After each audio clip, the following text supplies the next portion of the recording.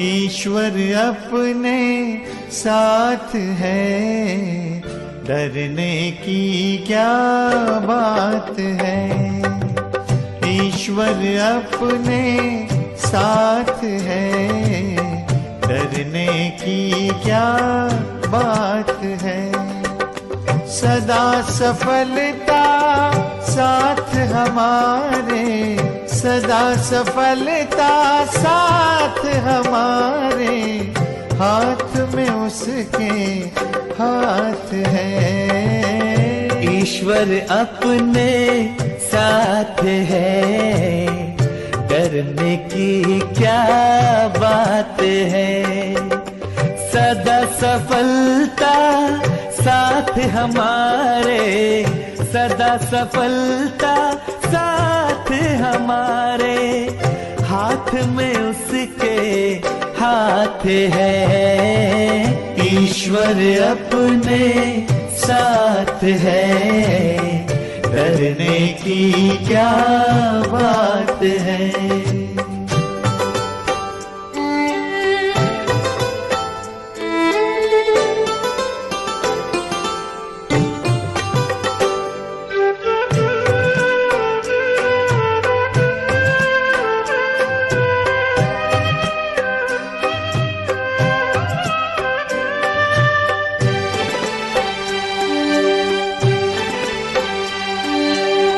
समय से पहले भाग्य से ज्यादा बोलो किसने पाया है।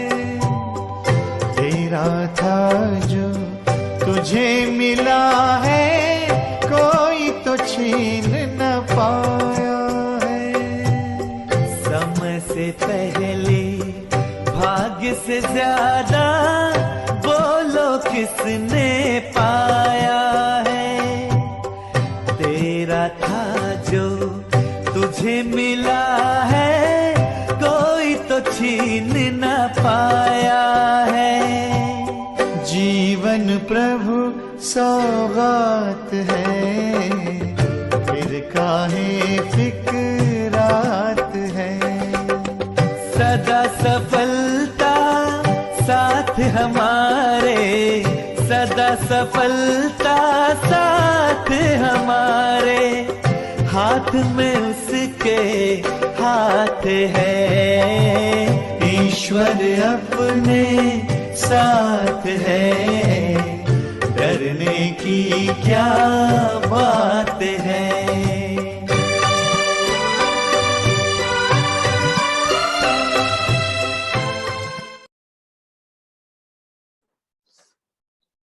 ओम शांति। आज 19 अगस्त 2021। बाबा के महावाक्य है, मीठे बच्चे तुम सच्चे सच्चे राज ऋषि राज योगी हो। तुम्हें राजाई के लिए पवित्र जरूर बनना है। बाबा ने कहा तुम सच्चे सच्चे राज ऋषि राज योगी हो, तुम्हें राजाई के लिए पवित्र जरूर बनना है। प्रश्न, कौन सा अटेंशन राजाई के लायक बना देता है? उत्तर, अगर पढ़ाई पर पूरा पूरा अटेंशन है तो राजाई मिल जाती है। बाप जो सुनाते हैं उसे अच्छी रीति सुनकर धारण करो। बाप ने सुनाया और बच्चों ने सुना तो राजाई मिल जाएगी। अगर सुनते समय उबासी देते व झुटका खाते, बुद्धि भटकती, तो राजाई गंवा देंगे। इसलिए पढ़ाई पर पूरा अटेंशन दो। गीत बाबा ने कहा हमें उन राहों पर चलना है जहां गिरना और संभलना है। ओम शांति। रूहानी बाप रूहानी बच्चों प्रति समझा रहे हैं। आज बच्चों को हठयोग और राजयोग पर समझाते हैं। बच्चों को मालूम है वह जो भी सिखलाते हैं सब है हठयोग, क्योंकि वह कर्म सन्यासी है जिन्होंने घर बार छोड़कर सन्यास किया है। वास्तव में गृहस्थियों को हठ योग, कर्म संन्यास सीखना नहीं है। वह तो है ही निवृत्ति मार्ग, वह धर्म ही अलग है। तुम्हारा धर्म देवी देवता धर्म है।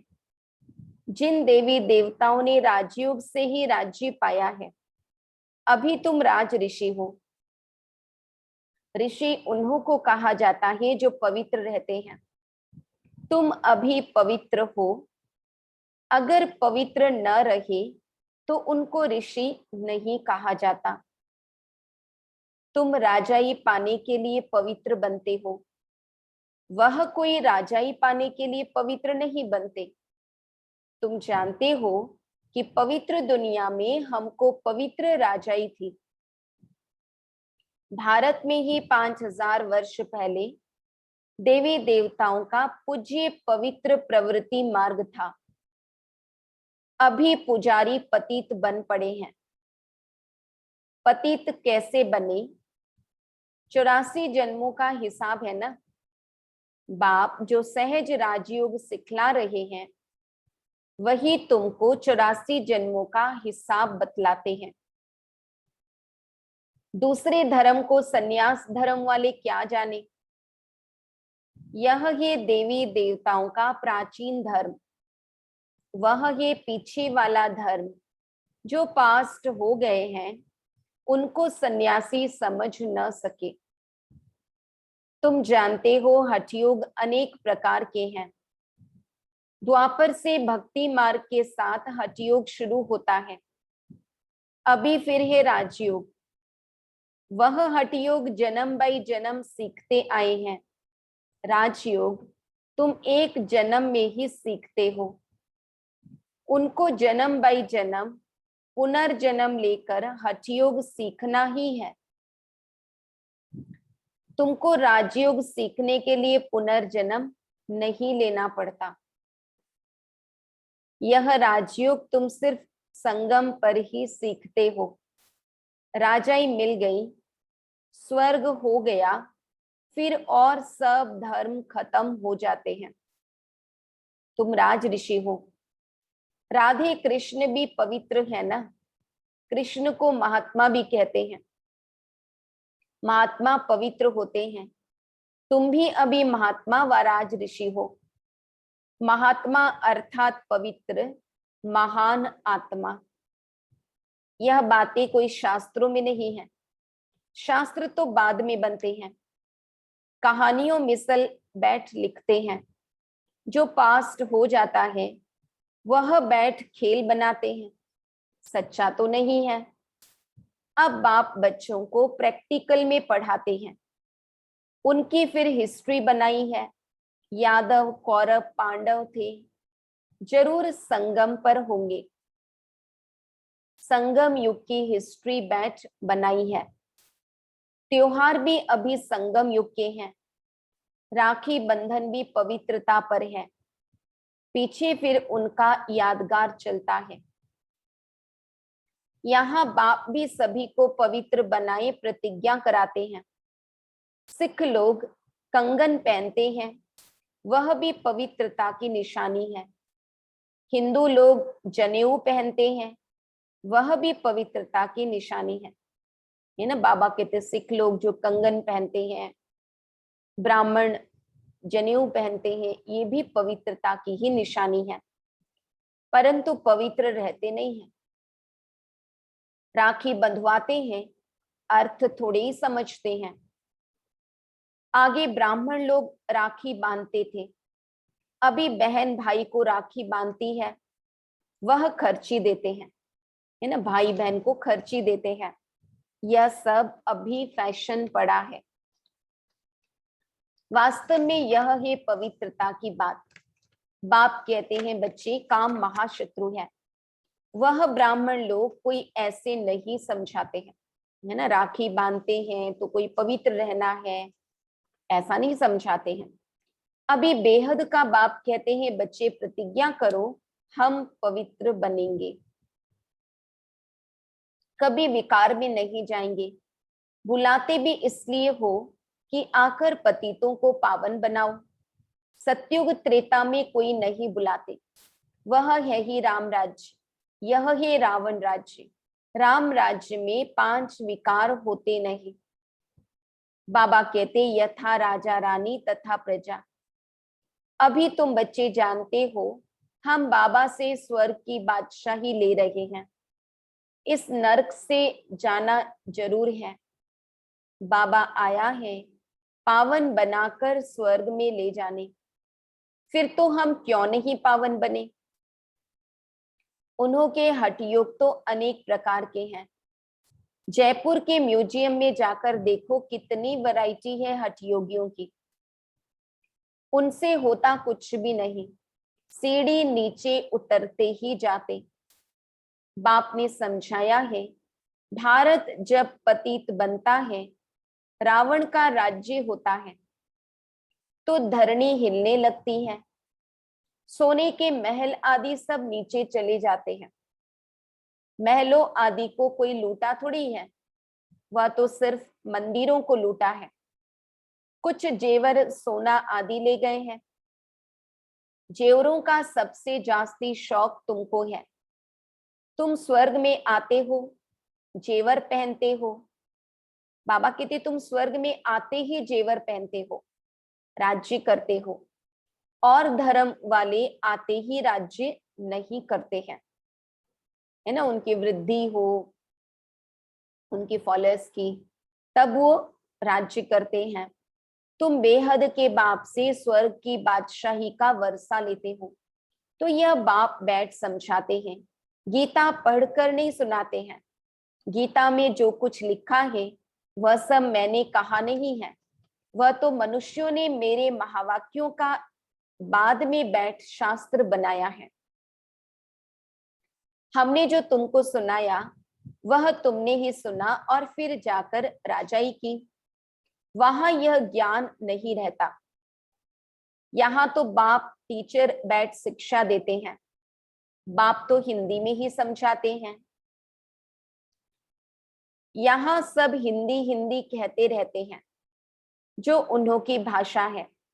वास्तव में प्राचीन भाषा हिंदी ही है, न कि संस्कृत।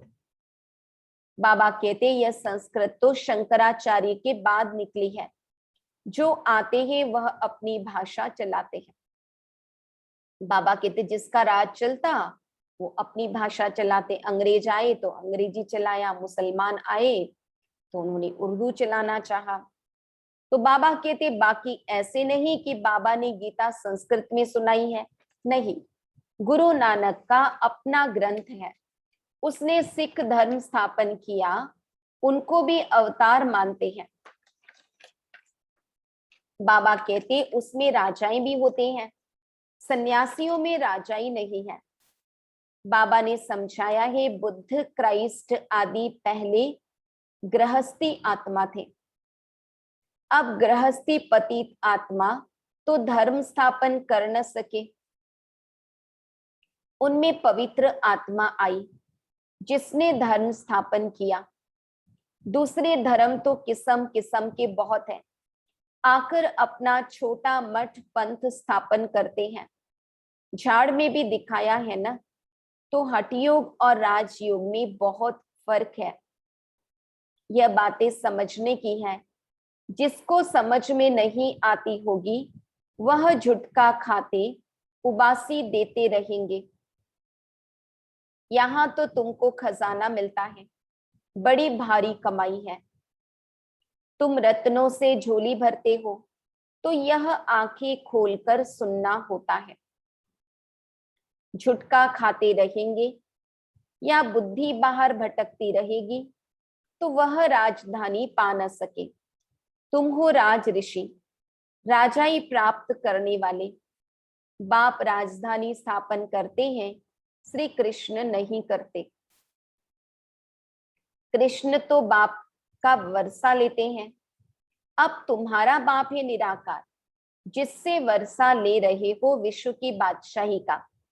कितना तुम साहूकार बनते हो। यहाँ एक ही बाप आकर राजयोग सिखलाते हैं।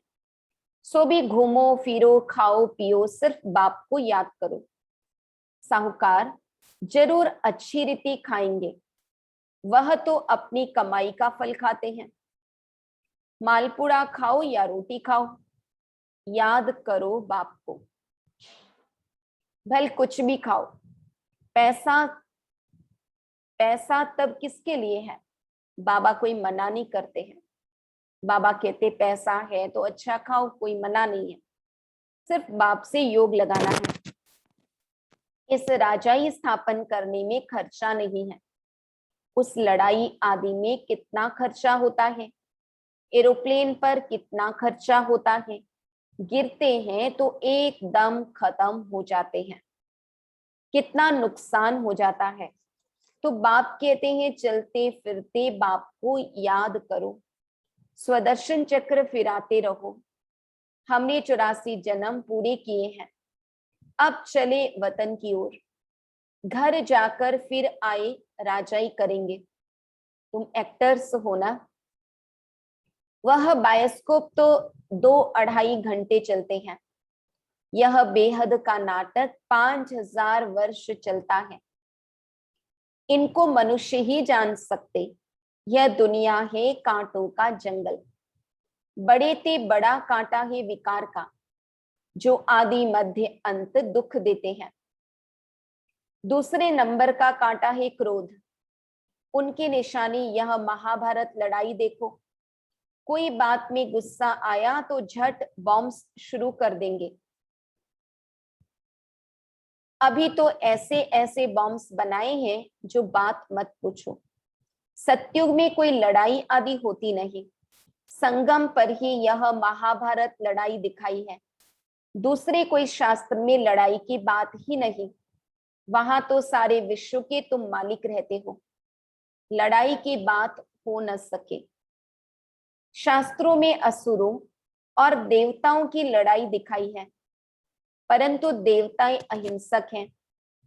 तुम योग बल से विश्व के मालिक बनते हो। यह है साइलेंस बल, इसमें कुछ तुमको बोलना नहीं है। याद के बल से तुम बाबा से विश्व की बादशाही लेते हो। फर्क देखो कितना है। साइंस बल से विनाश होता है, उसी ही साइंस से फिर सतयुग में सुख देखेंगे। बाबा कहते वर्तमान साइंस के साधनों से सुख भी तो कभी दुख भी मिलता, परंतु सतयुग में साइंस के सारे साधन सुखदायी होंगे। साइंस से इन्वेंशन करते हैं, वह तो सुख के लिए करते हैं। यह भी आकर कुछ ज्ञान लेंगे दुनिया के बड़े बड़े साइंटिस्ट, क्योंकि वो भी वहां जाकर पुष्पक विमान आदि बनाएंगे, बड़े बड़े अच्छे महल बनाएंगे। प्रदर्शनी में तो सब आते हैं, आगे चल सब आएंगे। तुम्हारे इस साइलेंस बल का आवाज निकलेगा। बाबा कहते हैं हमारा ये जो साइलेंस पावर है उसका आवाज निकलेगा, उसका प्रभाव सब जानेंगे। तुम प्रश्न पूछते हो गीता का भगवान कौन? ऐसे प्रश्न कोई पूछ न सके। जहां यह प्रश्न लिखते हैं तो उनके साथ चित्र भी दो। गीता का भगवान परम पिता परमात्मा या श्री कृष्ण, जो पूरे 84 जन्म लेते हैं। पतित से पावन बनाने वाला तो बाप ही है। कृष्ण की आत्मा तो 84 जन्म ले सांवरी बनी है, काली पतित बनी है। उनको बैठ समझाते हैं तुमने 84 जन्म लिए हैं, तुम अपने जन्मों को नहीं जानते हो। एक्टर्स को पता तो होना चाहिए ना कि हम 84 जन्म कैसे लेते हैं। सन्यासियों का धर्म ही अलग है। भारतवासियों को अपने धर्म का पता न होने कारण और धर्मों में जाते रहते हैं। किसी गुरु के आशीर्वाद से किसको धन मिल गया तो उनके पीछे चटक पड़ेंगे, है ना। अल्पकाल की कोई भी प्राप्ति हो गई, धन मिल गया, किसी को बच्चा हो गया, तो बस गुरु के पीछे चटक पड़ेंगे। फिर देवाला निकला तो कहेंगे खुदा की भाभी। बच्चा मिला, बहुत खुशी होगी। अच्छा 10-12 दिन के बाद बच्चा मर गया तो कहेंगे ईश्वर की भावी। इनको जिंदा करना हमारे हाथ में नहीं है। बाबा के बहुत ऐसे मिसाल देखे हुए हैं, है ना। उससे भी समझते गुरु कृपा से बच्चा हुआ, अब जिंदा लेकिन गुरु नहीं कर सकते, वो तो भगवान की इच्छा है। ऐसे ऐसे बहुत होते हैं। यहाँ तो बाप बैठा है, बाप बच्चों को समझाते हैं, मीठे मीठे बच्चों पावन बनो। याद है जब महाभारी महाभारत लड़ाई लगी थी तो द्रौपदी ने पुकारा था, बाबा हमको ये दुशासन नंगन करते हैं, हमको इनसे बचाओ। 5000 वर्ष की बात है। इन अवलाओं पर अत्याचार इस विश्व पर ही होते हैं, पवित्रता के कारण ही अवलाओं पर अत्याचार होते हैं। कई तो स्त्रियां भी ऐसी होती हैं जो विष विगर रह नहीं सकती, उन्हों का नाम भी रखा हुआ है सूपनखा, पूतना, जो विष के लिए तंग करते हैं। वह है कंस, जरासंधी, शिशुपाल। बाबा कहते जो पुरुष विकार के लिए स्त्रियों को तंग करते हैं, बाबा कहते उनको शास्त्रों में कंस, जरासंधी, शिशुपाल आदि नाम दिए गए हैं। और जो स्त्रियां पुरुष को तंग करती विकार के लिए, उनका नाम सूपनखा, पूतना आदि शास्त्रों में है। बाबा कहते यह सब विनाश को तो पाने ही है। इस समय है आसुरी रावण राज्य, फिर होगा ईश्वरीय राज्य। इस सारे चक्र को तो तुम जान गए हो कि कैसे 84 जन्म लेते हैं। यह भूलना तब है जब विकार में जाते हैं।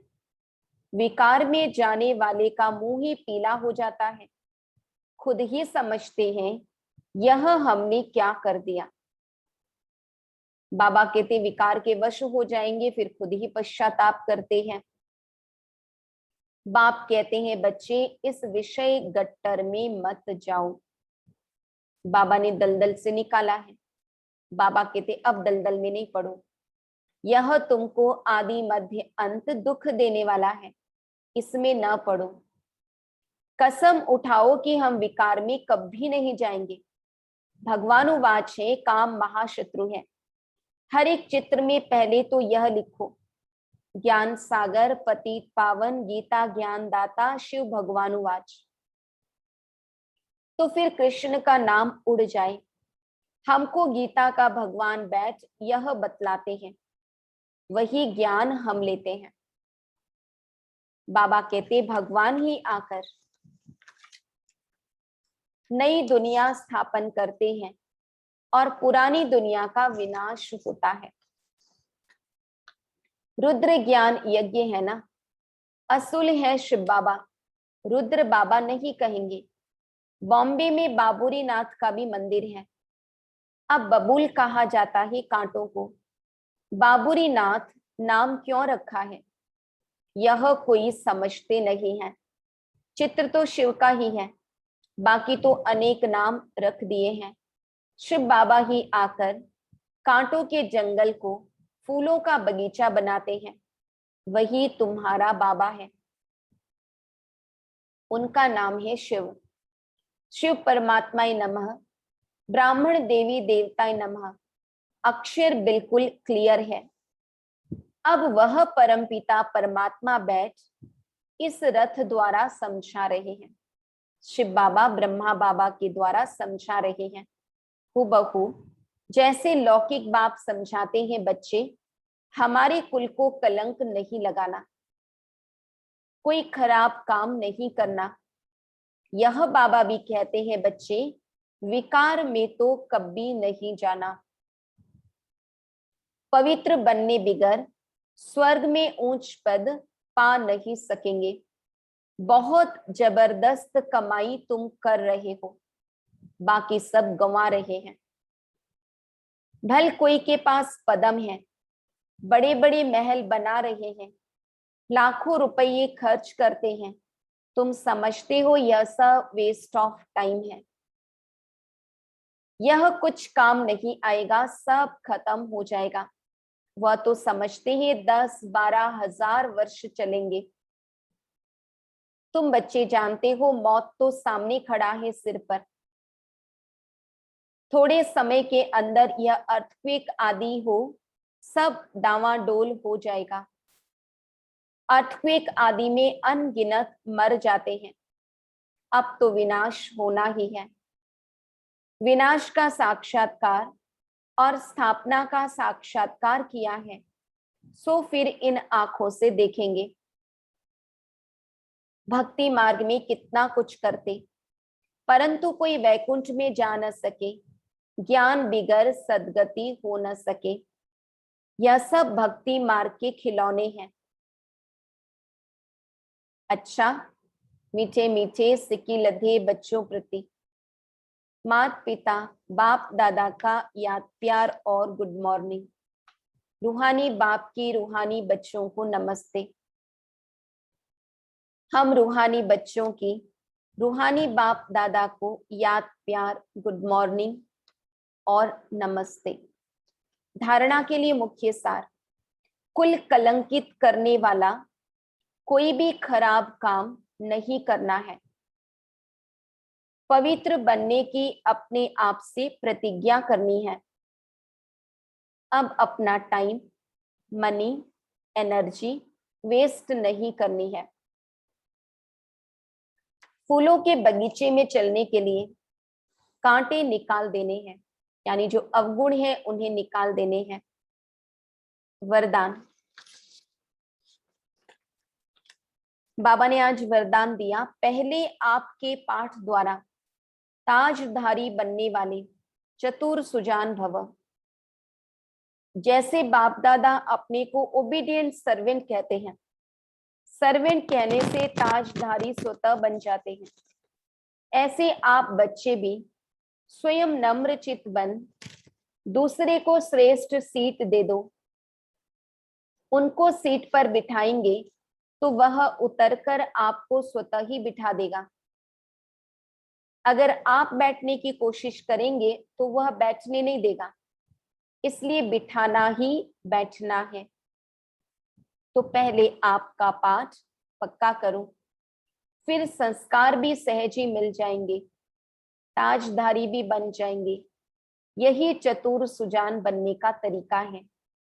इसमें मेहनत भी नहीं, प्राप्ति भी ज्यादा है। बाबा कहते पहले आपके पाठ में मेहनत कम और प्राप्ति अधिक होती है। स्लोगन, अंतर्मुखी एकांतवासी बनने वाली श्रेष्ठ आत्मा ही अव्यक्त स्थिति का अनुभव करती है। अंतर्मुखी एकांतवासी बनने वाली श्रेष्ठ आत्मा ही अव्यक्त स्थिति का अनुभव करती है। ओम शांति।